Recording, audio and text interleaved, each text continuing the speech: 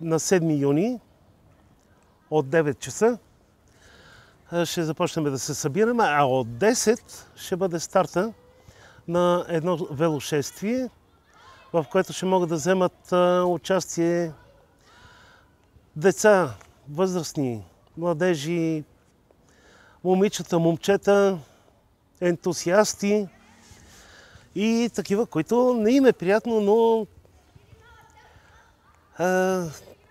увлечени от еуфорията на събитието, да дойдат и да споделят едни прекрасни мигове.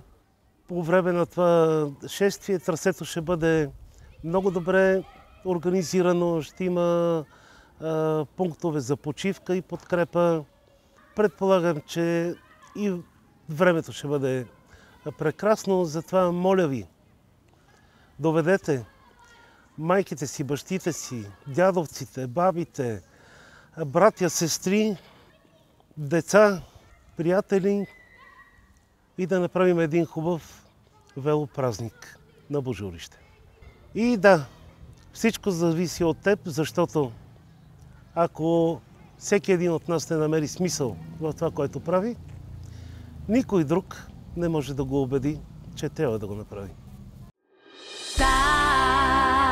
Всичко